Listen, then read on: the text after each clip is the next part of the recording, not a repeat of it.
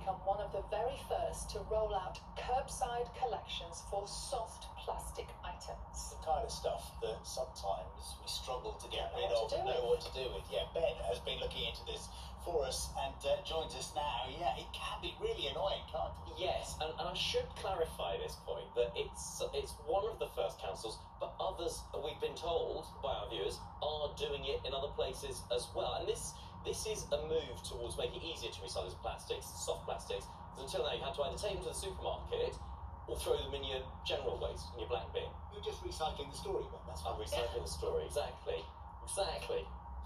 And let me explain why.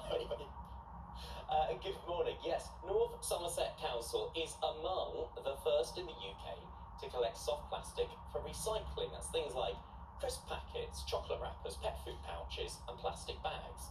Perth and Kinross, North Hertfordshire and Swansea, among others, also do it. The council, North Somerset, said this type of rubbish accounted for about 10% of black bin waste in their particular county.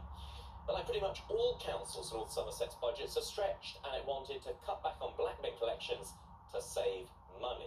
By introducing this new way of doing things, the council says it can save cash and do more to protect the environment.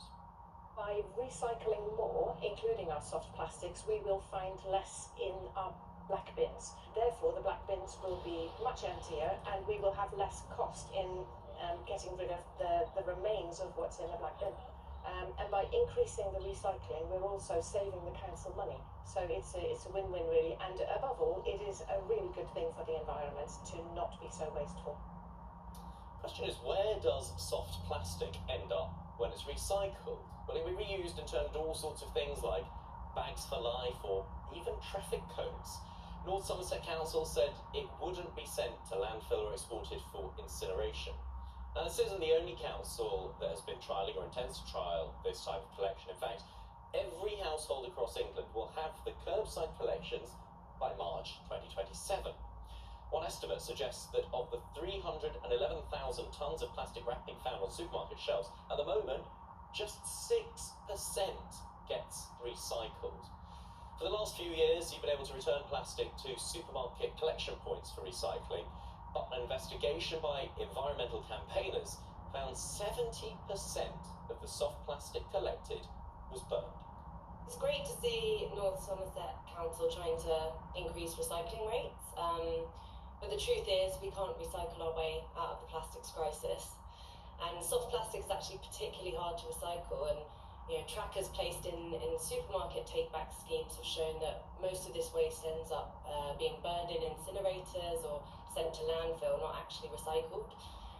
So these schemes kind of give people a false sense that the problem's being handled, but the only real fix is to cut how much plastic we're producing in the first place. The British Retail Consortium that represents supermarkets told us retailers are committed to reducing unnecessary packaging of plastics. It said that making it easier to return packaging to stores helped increase recycling, but that significant improvements will only happen when there are more curbside collections and facilities to process soft plastics. The government is expected to roll out those curbside collections across England by March 2027.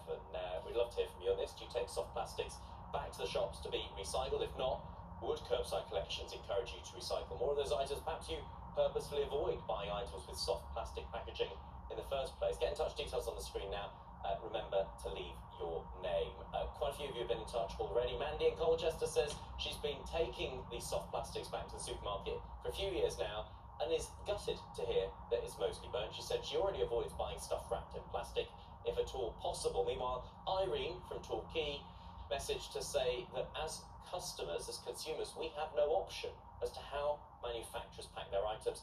Supermarkets should be using their sway to stop products being packaged in non or hard to recycle packaging before it even reaches the shelves. Just a flavour of the comments. Thank you very much for all of the ones you've sent in so far. It's one that people really have been really concerned about and interested in, and really feel strongly about. Yeah, people are definitely engaging with it, Ben. Thank you very much indeed. Clive has just been in touch. I knew you were going to mention I Clive. love this I one. nearly mentioned Clive. Clive Morning, says, Clive. I recycle all my soft plastic and I weigh it before I take it to the local supermarket. Since December, I have recycled not just 5 kilos, says Clive, but 5.241. 0.24, 1 kilo. Sounds a lot. Doesn't sound a lot, it says, but it's an awful lot of volume. That's the thing, it takes up so much room, doesn't it? 5 kilos of crisp packets is a lot of crisps, Clive. Well, we can stay with things about rubbish, basically, because at this time, at the end of this year, Scotland is going to stop putting any of its rubbish into landfill in a move to reduce pollution and encourage recycling. But some people are concerned it could have other impacts too. Yes, because without any alternative plans for the waste, it could have to be taken in hundreds of trucks to England or even abroad to be destroyed. Kevin Keane reports. We're out on the bins in the village of Strathmiglo in Fife. People don't realise how far you actually walk in a day. Yeah. You don't need the gym when you work as a binman. It's the front line of our waste world. This is where we wash our hands of our rubbish.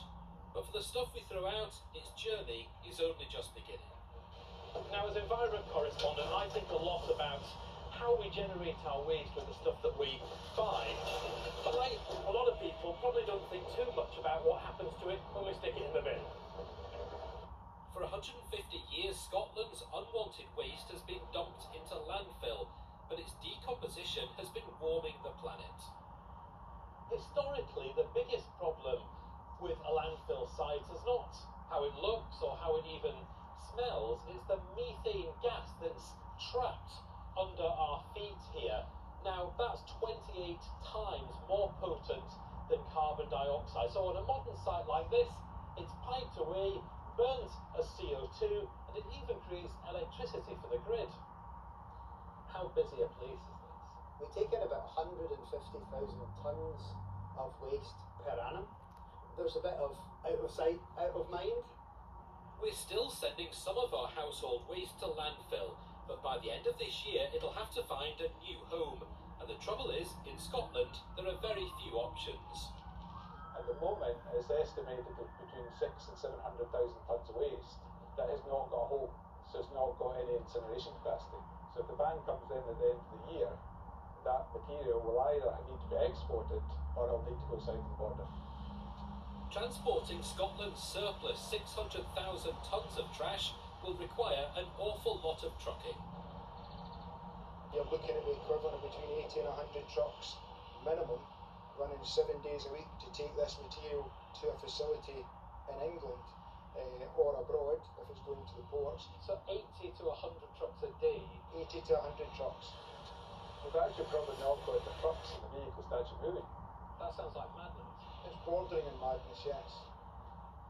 More incinerators is the answer, although not everybody agrees. But the Scottish Government has stopped any more from being built, and many of those already approved are still not operational. The Scottish Government insists this capacity gap will only be short-term, but with less than 6 months until the ban comes in, it's far from clear how that gap will be filled. Kevin Keane, BBC News. Well, Stuart Haywood-Hyam from Sewers Recycling and Recovery joins us now from Maidenhead. Morning to you. I hope you could hear that report that we've just been running. I'm just curious to know what you think might happen and how English sites might cope with all of that extra waste. Good morning. Yes, it's been a fascinating session, not only on your soft plastics as well. So, with all waste movements, we try and minimise them as a sector. And as the interviews were talking about, there's been about £1.6 billion, my estimate, of new facilities, energy from waste facilities going into Scotland. Some of those are due to commission between now and Christmas. Some of them are due to commission in 26 and I think 1 or 2 maybe in 27. So there will be a period where there is excess material to go into EFWs in Scotland. So there are options to take up a little bit of spare capacity in some facilities south of the border in England. There has been historically a lot more material exported to use energy from waste spare capacity in Europe and Scandinavia. So that's an option, and there are landfills in the in England that can take this material as well. Although not without some planning. I think with all these things, a good plan is a great way to start. There isn't that long to plan, is there? Because we're talking about this change at the end of the year. No, 6 months isn't a lot of time to plan, especially if you have to build an extra cell in a landfill site, for instance, where you can put the waste. That's something you want to do in the summer, not in the winter, where hopefully the weather's better in that process. So it does take a bit of planning. So there are quite a few authorities that have already got their plans in place. There are some authorities, I think, that are hoping their facilities will be ready in Scotland. But yes, there isn't much time, and more time is better. And when we're talking about alternatives to landfill, are incinerators just as bad for the environment? No, incinerators are far better. We forget sometimes when we put a ton of waste into a landfill that ton of waste stays there for 50 to 100 years. It's emitting methane. Your report talked about 28 times. That's a 100-year average. That's over a 100-year period. If we're aiming for net zero in 2050, then we've got to think about a shorter time scale, maybe 20 years, and methane as a greenhouse gas equivalent. So what's its equivalent to 1 tonne of CO2? It's about 96 times more impactful for greenhouse gas purposes over a 20-year period. So it's really important we get methane out. So in Scotland and in England, for local authorities next year, mandatory collection of food waste from households comes in, so we get more and more food waste out of that general waste into anaerobic digestion, where we can collect the methane and control condition and move it away from landfill in that process. So it's about trying to get away as much material away from landfill into other solutions, and energy from waste is one of those, where we deal with the material almost instantaneously. We clean up all the exhaust gases and we make electricity, and in some places electricity and heat, which is then used by the local grid to support houses and industry. It's interesting there, because we've spoken to people before in the programme in lots of parts of the country who are really worried about incinerators and about potential health effect. Yeah, we're one of the most highly regulated industries in Europe, and if you see the process we have to go through to get a planning permission in the first instance, where we have to project what our emissions would be and the impact on local communities and local biodiversity, for example, and then we have to go and get a permit to operate. That permit's very strict about what we're allowed to do. We have to continually monitor all of the emissions that come up our exhaust stacks, and we have to report those to the regulators. So there's an awful lot of work gone in, and when we're working with our permit, that's what we're allowed to do, and that's what the government and the regulators deem to be an acceptable level of emission that doesn't cause risk to communities and nature. So people shouldn't be worried in that sense. Stuart Hayward-Hine, thank you so much for talking to us this morning. Thank you.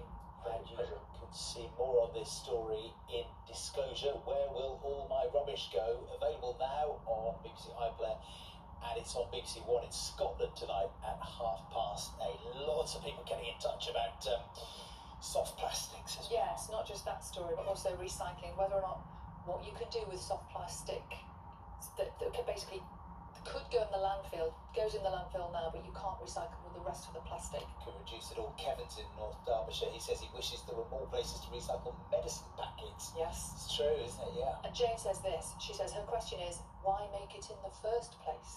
Surely with the development of various compostable materials, we're not closer to phasing it out completely now. The time is